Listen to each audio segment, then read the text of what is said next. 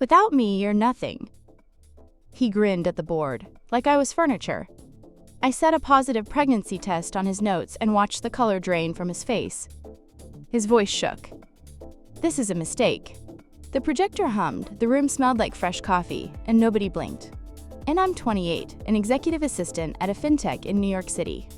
Midtown, 46th floor. Glass walls, slack pings like rain. I moved here from a smaller city with student debt and a simple plan: survive, learn, and maybe climb. I was good with calendars, budgets, silent crises. That was my edge. And yeah, I got pulled into a boss romance because I confused access with safety. It started with praise, grew into late nights, and somehow became a secret I lived inside of. It felt smart until it didn't. Small decisions snowball fast, and Mark, my boss, loved to say I was his secret weapon. He'd tap my shoulder with that expensive pen he gave me, a weighty thing that clicked like a metronome. "You make me look good," he'd whisper, then louder, "She's the best in the building." I smiled, nodded, filed. When I worried about optics, he smiled back. "It's for your own good." That line sounded like care until it didn't. Gaslight has a scent, bitter and clean, like overbrewed Nespresso at 7 a.m. I pretended I couldn't smell it. I pretended I was lucky. And that's when the red flags started stacking. NNHE didn't like boundaries. If he slacked at midnight, a reply was professional. If I took a lunch away from my desk, it was unavailable. He said, "Don't be too sensitive," when a VP joked about me being Mrs. Calendar. I told myself I was resilient, not numb. I kept my head down because work visas don't like noise and rent doesn't negotiate. Relatable, right? Rent never negotiates. Then came the pen. "A gift," he said, tucked into a velvet sleeve. Gold trim, cold as a ring in winter. Later, I noticed the tiny hole near the clip. I didn't think Mike. I thought luxury. That's how you get trapped in a forbidden love drama, through details you think are gifts. I put the pen next to my key card and a post-it with a grocery list. It looked so normal on my desk I wanted to laugh. Normal is a costume. Office rhythms kept moving. Monday stand-ups. Tuesday board preps. I coordinated catering for the all-hands, argued with a vendor about decaf pods, updated a deck title 14 times because vibes. The blue LED light from the conference room made everyone look important. When he stood near that light, he looked carved out of certainty. I stood in the shadow, practical shoes, clean nails, phone on silent, and then he said it in front of 2 directors. "Without me, you're nothing." He laughed like it was a joke. I heard the click of the pen in my hand. That was the moment I knew. I wish I could say I left then. I didn't. People don't just leave when there's a career on the line and a whisper of a CEO affair scandal in the air. I did what a lot of people do. I split myself. Professional me kept the calendar straight. Personal me kept a little list on my phone. Every time he said, "Trust me," every time he deflected with, "It's for your own good," every time my stomach nodded during a meeting he engineered to tease rumors. Keep score quietly. It helps. The test happened on a gray Thursday. Light rain, taxi hiss, my coat slightly damp when I walked into CVS on Lexington. I didn't make eye contact with the cashier. My hands were steady in the office restroom. Harsh white light, fan buzzing. 2 lines. Not faint. Not maybe. I sat on the closed lid because my knees forgot structure. The tile was cold through my tights. I tried to breathe past the smell of disinfectant. It only got worse from there. I wasn't naive. He had told me point blank he was done with that part of life. He'd even flashed a scan on his phone months earlier. Some medical-looking PDF with his name and the word procedure. He joked, bulletproof. I believed him because I wanted the risk to be 0. Later, I would learn about Photoshop and templates and how men who need control also need stories that sound like safety. I put the test in a little Ziploc from my lunch. The plastic crinkled. My hands shook. That's when the plan started. I opened our compliance folder that afternoon to pull a travel policy for a director. Inside the boss's private subfolder, yes, he had one, there was a document labeled Vasectomy Confirmation. The font was wrong. The hospital logo looked stretched. I copied the file to a neutral drive and closed everything. My pulse was loud in my ears. I pinged a friend in IT with a single line. "Hey, need eyes on a doc?" He replied with a key emoji. I slid him the file and the pen make/model. Nothing else. Keep it boring, keep it technical, keep it moving. NNBY at the time the board meeting rolled around. I had the test in my tote, the fake doc on a thumb drive, and a steady breath I didn't trust. The projector hummed as usual. The coffee cart smelled like a hotel lobby. The city was a muted grid behind the glass, bluish and distant. I took the seat I always took. He cleared his throat and started his victory lap about strong fundamentals. I looked at the pen, the key card, the test, and my reflection in the black edge of the screen. I wasn't a secret anymore. He scheduled 2 prep meetings before the board, which he never did. "Optics," he said, smoothing his tie while that pen flashed. "My job. Wrangle slides, scripts, egos." The AC was too cold. The vent hissed like a warning. I kept one hand on my keycard to stay steady. NNHE tested boundaries again. "You've been distracted," he said. "Don't make me manage your emotions." I said I was fine. He added, "It's for your own good." The words slid across the table like ice. I wrote action items anyway. "Keep it together." NNTWO directors came early. He performed charm like a TED Talk. First names, soft laugh, little digs at rookie mistakes that landed on me without landing on me. In Slack, an analyst sent me the eyes emoji. I replied with a check mark. Pretend it's normal. NNN. Then he previewed a joke. "I'll lighten the room," he said. He tried the line on me first. "Our numbers are up. Even if my assistant's mood isn't, must be that time." My ears burned. I told him no. He rolled the pen. "You're too sensitive." Microhook. That was the moment I set a boundary. I texted my IT friend, call him Jay. "Plan holds. 15 minutes? Projector feed ready?" He replied, "Checkmark." My tote felt heavy, the Ziploc pressing like a secret. Coffee drifted from the hallway cart. Citrus cleaner hung in the air. I checked the thumb drive, warmed it in my palm. Small rituals keep panic quiet. NNHE tried again.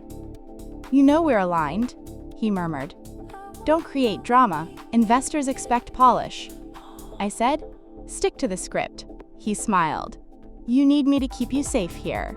I let the silence stand. Microhook. Silence is a weapon if you hold it. And board members filed in. The projector woke with a whir. Midtown glittered past the glass. He opened with, "Good morning," and the voice he used for CNBC. The room smelled like burnt espresso. I kept my breathing shallow. NNHE did the joke anyway. "Even my EA's cranky today," he chuckled. "Must be that time." Laughter from one corner, awkward and seeking permission. I didn't look at him. I looked at the test in the tote and thought, not a secret, not your shield. Microhook. I chose the timing in that exact second. Nye stood, walked the test to the table, placed it on his speaking notes. 2 pink lines stared up like something final. His Adam's apple jumped. "This is a mistake," he said, voice off pitch. The directors went silent. A pen cap clicked. The projector fan hummed louder than the city. NNHE recovered fast. "We don't discuss personal matters here," he announced. "Let's stay professional." He tried to slide the test under a folder. The COO lifted the folder back like a teacher with a cheat sheet. The room shifted and NNHE leaned toward me, whisper that wasn't quiet. "No one will believe you," I tilted my head. "Then we'll believe the file," I said. I nudged the thumb drive toward Jay at the AV station. The first slide froze. The screen flashed thumbnails. Jay mirrored a single window, a PDF with the vasectomy confirmation. I didn't have to narrate. The stretched logo and wrong date format narrated themselves. Microhook. The silence was its own microphone. NNHE reached for the clicker. The COO already had it. "This is off agenda," my boss said. The board chair folded her hands. "So is your joke," she said. Calm voice, steel under it. Sweat beaded at his hairline. He tugged his cuff. The pen finally stopped clicking. NNHE tried the script again. "She's confused. It's personal. It's handled." He gave me the look that said, "Fall in line." I didn't sit. "You told me you were bulletproof," I said. "But this is a corporate affairs scandal, and I work here too." I nodded at the chair. "I'm submitting a formal HR complaint." Microhook. I wasn't asking for permission anymore. NNTHE chair turned to HR by the window. "Start the process," she said. HR asked to collect the items. I placed the test back in the Ziploc, set it on the table with the thumb drive. I kept my voice low so no one could call it hysterical. The room felt normal again. NNHE stared at me like he didn't recognize the person standing there. Maybe he never tried to. He said one last thing, "Mean, without me, you'll disappear." I said, "Watch me stay." Microhook. That was the first breath I'd taken all week. When the HR meeting finally came, I wasn't invited. I summoned it. The IT guy, Evan, had already pulled metadata from the vasectomy certificate. Turns out, it wasn't from any clinic in New York. The logo was traced to a fake medical stationery template on Etsy. He literally Etsy'd his manhood, Evan said. I laughed, but my hands were shaking, and that's when I realized I had something no one could deny. Proof, NNTHE plan, was simple. Or at least it sounded that way in my head. During the next board meeting, the same setting where I'd handed him the pregnancy test, I'd quietly upload the evidence to the shared screen. No words, no drama, just the truth in 1080p until that morning, when he cornered me in the break room. "You're not going to do anything stupid," he said, voice low. "Remember? You're just my assistant. And HR listens to me, not you." NTHAT line hit like acid. "You're just my assistant." And then he added it. The phrase that made my skin crawl, without me, you're nothing. It's funny how those words, meant to crush me, did the opposite. They woke something up. NNTHE smell of his cologne, sharp and expensive, clung to the air. I could feel the heat from the coffee machine behind me. Everything felt suddenly too real, too close. He stepped closer, whispering, "Let's be smart, okay? Delete whatever you think you found. You're emotional. You always were." NNTHAT was his biggest mistake, thinking I was still scared. NNTHAT night.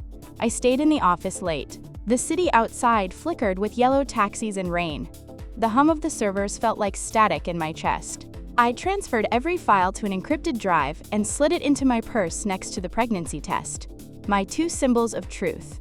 And then, at 2:14 a.m., an email arrived, and from Anonymous at hrtruth.net. And subject line, "We know." It only said, "Don't confront him yet. Wait for the meeting." And my pulse spiked. Who the hell was that? Evan? His wife? Someone else watching this unfold? I didn't sleep that night. Every noise in my apartment sounded like a new consequence loading. NNBY the next morning. My fear had hardened into something else. Calculation NNTHE boardroom was ice cold as usual. The projector buzzing, the city's morning light glinting off glass and chrome. My boss was already there, pretending nothing had happened. He smiled. That fake PR polished grin. "Morning, team," he said. "Let's review the quarterly slides." And that's when the file began to upload on the shared screen. File name, vasectomy_verified. PDF NHE froze. His voice caught mid-sentence. The HR director turned, frowning. "What's this?" NNHE stammered something about a system glitch.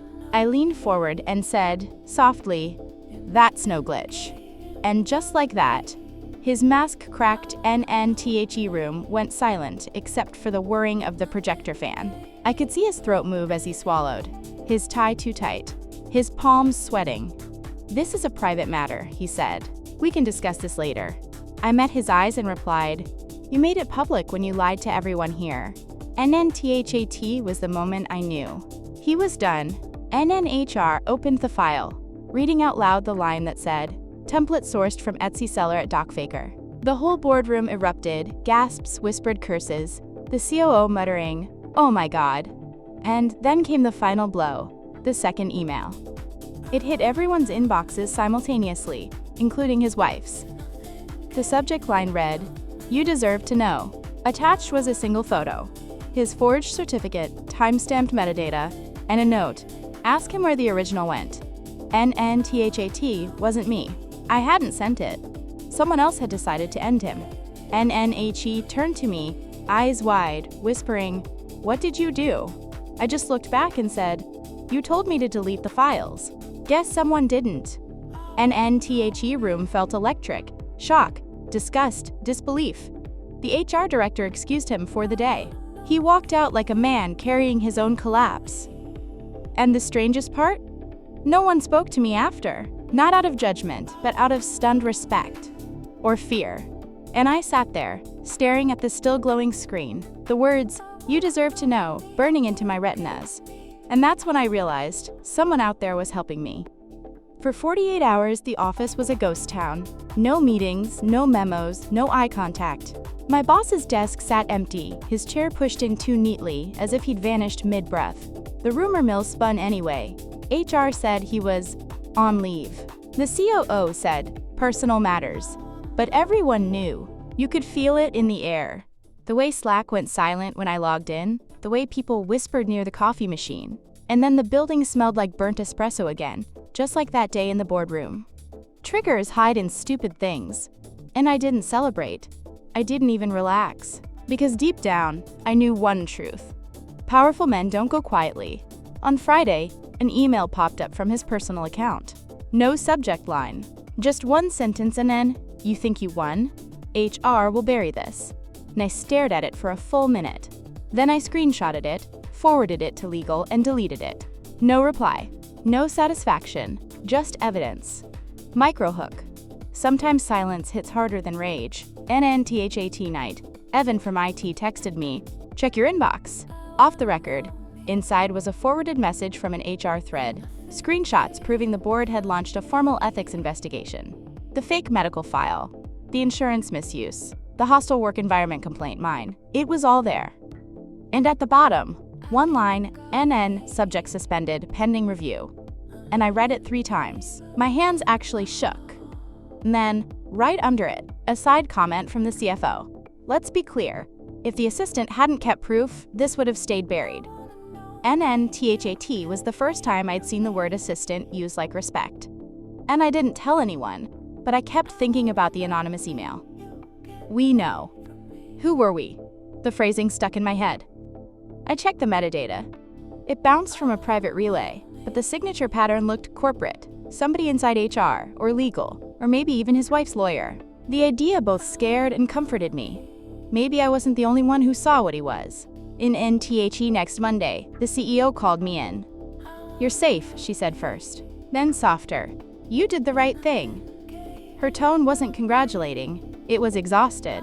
Like she'd seen too many men like him. She offered a transfer to another department. New manager, new floor. I nodded.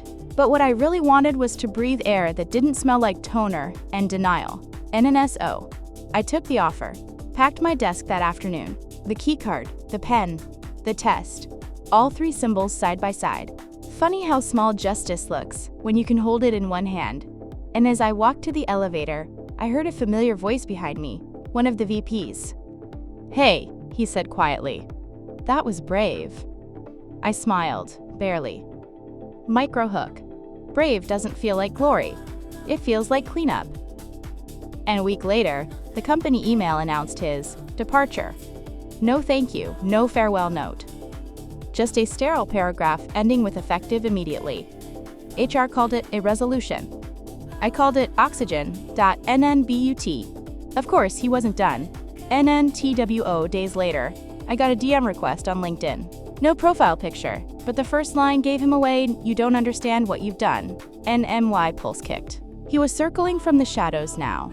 Too proud to vanish, too ruined to stay visible. I didn't block him right away. I screenshot the message, timestamped it, filed it in my encrypted folder. Then I wrote a single reply. Everything I did was documented. Stop contacting me. NNHE never answered. NNTHAT night. The city glowed like a motherboard through the window of my new office. Same skyline, different altitude. I made myself coffee. Real beans, not capsule sludge. And listened to the hum of normal life. Nevin texted. FYI, HR wrapped it. You're cleared. He's officially blacklisted. And I sent one line back. Thanks. NHE replied, no thank you. Most people don't fight. and I stared at the screen until it dimmed. Most people don't, but maybe they would if someone told them how. And I opened Reddit, hovered over r/off my chest, and typed the first line NN. My boss said, "Without me, you're nothing." So I showed him what nothing looks like. Microhook. And that's how this story really began. When my post went live, I didn't expect it to explode. NBY morning, it had 40,000 upvotes. NBY lunch, my inbox was full of messages from strangers saying, "I wish I'd done what you did." Someone called it the corporate affair exposed. Someone else tagged it under boss romance gone wrong. It was weird. Seeing my private disaster turned into internet justice porn. But maybe that's how modern catharsis works. Through anonymous empathy. Still, the comments hit hard. One said, "You didn't just expose him. You freed everyone who ever worked under him." Another wrote, "I used to work for Mark. You're not the first." NNTHAT1 froze me. "You're not the first." And it confirmed what I'd always suspected. He'd done this before. Maybe to someone less loud, less lucky, less documented. And HR probably smiled, like always, saying, "Don't take it personally." Microhook. That was the moment I stopped feeling guilty for surviving. NNTHE Company tried to do quiet damage control. Legal emailed me, asking if I wanted to retract any personal statements for reputational harmony. Reputational harmony. Like, trauma could be ironed flat with PR language. I didn't reply. I'd already sent my formal resignation that morning. When I left the building for the last time, the city smelled like hot asphalt and new coffee. It was late summer. Humid, restless, alive. I carried one small box, a mug, the gold pen, and the HR keycard I'd deactivated myself. No pregnancy test. I'd thrown that away the day I got the official HR email. Investigation concluded. Subject terminated. No further contact. And I kept walking until the glass tower behind me was just another shape in the skyline. Every sound felt sharper. Taxis honking, a street violinist playing something too sad for daylight, a woman laughing on her phone. All normal things that felt like freedom. Then my phone buzzed again. A new message. Unknown number NN, he's filing for separation. His wife found the original receipt from the fake document vendor. You did more than you know. NNNO signature. But I didn't need one. I knew it was her. And I stood there on the corner of Lexington and 52nd, people brushing past, and exhaled. It wasn't joy exactly, more like release. The kind that comes after you stop waiting for permission to exist. And over the next few weeks, small things changed. HR policies got rewritten. A new internal reporting system launched. They even brought in outside ethics consultants. It didn't fix everything. Corporations rarely change out of conscience, but it left a mark. Microhook. Sometimes revenge looks like reform. And I started freelancing for a smaller startup. Fewer glass walls, more actual people. One day, during a team lunch, my new manager asked about my old job. I said it ended in a board meeting. He laughed, thinking I was joking. I didn't correct him. Some stories live better as rumors. And yet, there are moments I still think about it.